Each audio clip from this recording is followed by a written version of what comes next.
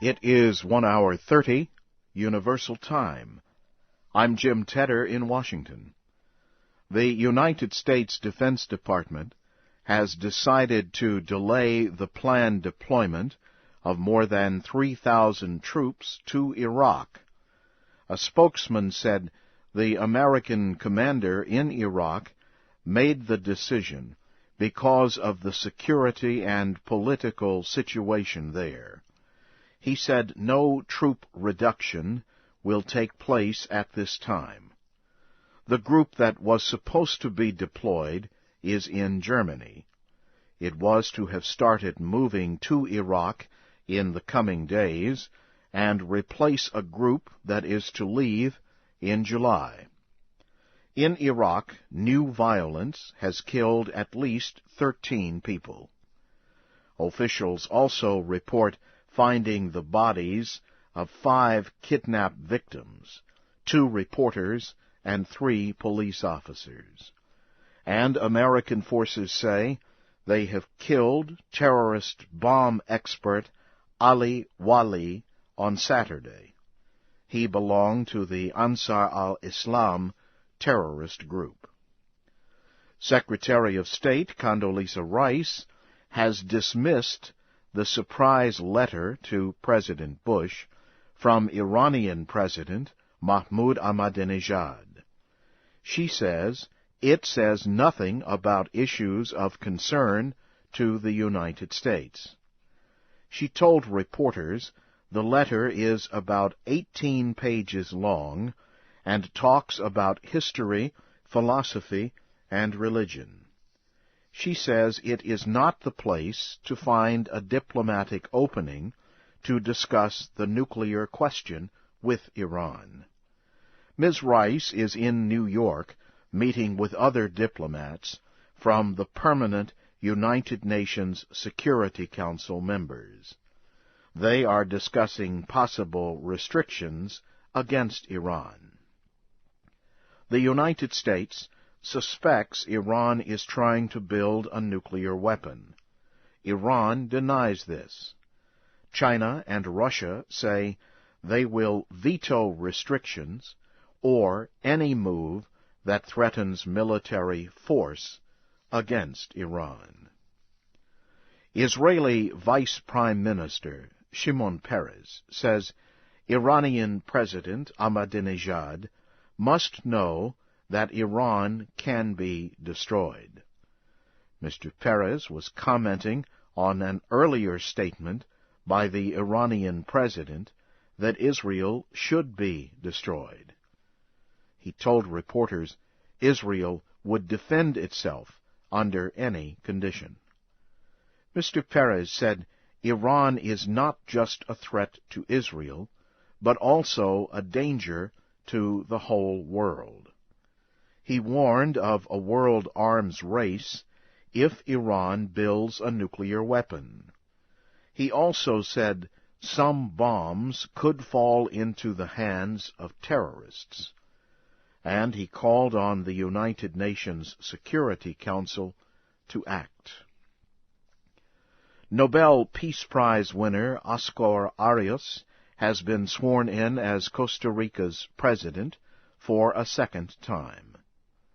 President Arias took office in San Jose during a ceremony attended by Laura Bush, the presidents of Colombia and Mexico, and several other Nobel Prize winners.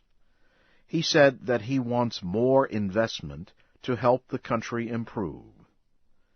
Oscar Arias also said he will get congressional approval for the Central American Free Trade Agreement with the United States. Bolivian President Evo Morales says he wants to increase gas prices by nearly 60% for exports to Brazil and Argentina. Mr. Morales says the price increase will bring an extra $600 million to the Bolivian government. He made the comments 1 week after he ordered soldiers to take control of Bolivia's energy production.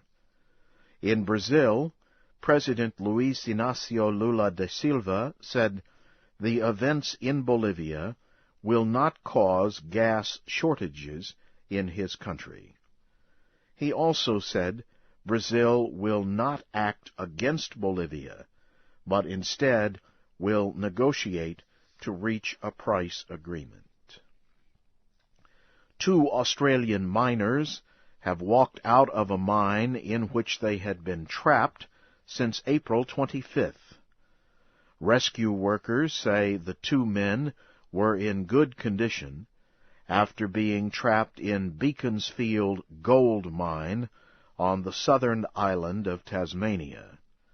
The miners were trapped in a steel cage more than 1 kilometer underground after an earthquake sent rocks into the mine. Rescue teams have been supplying them with food and drink in recent days. 1 miner died in the accident. Family members delayed the burial until Tuesday in the hope that the trapped miners would be freed and able to attend.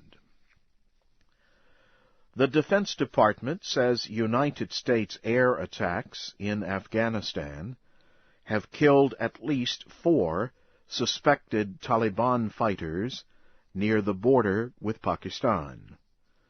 An American military spokesman said the air attacks were launched after United States and Afghan forces saw militants putting rockets into a truck. He said satellite pictures show that the missiles landed in Afghanistan near the Pakistani border.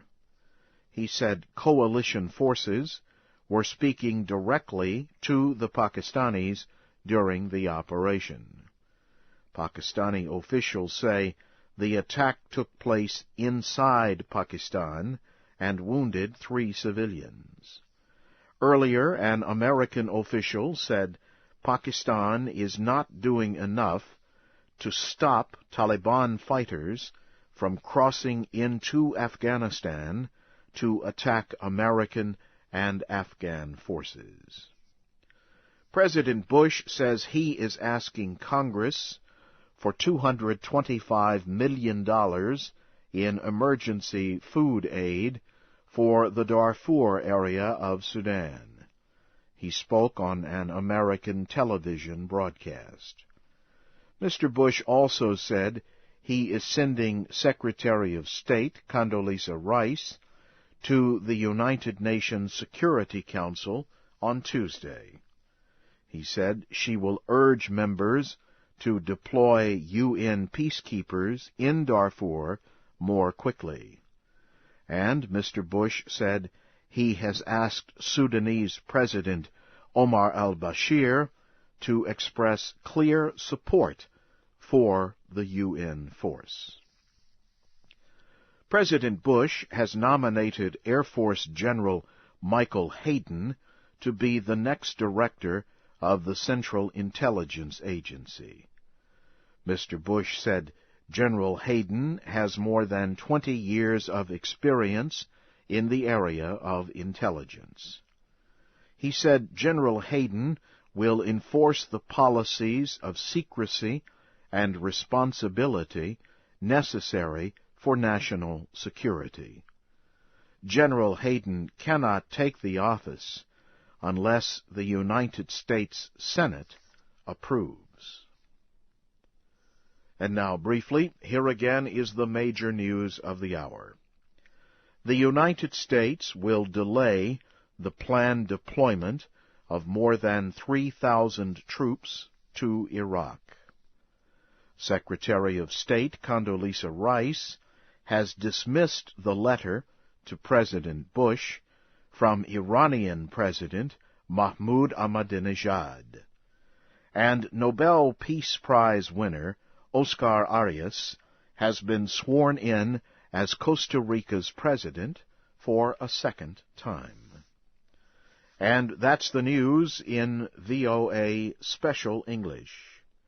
From Washington, this is Jim Tedder reporting.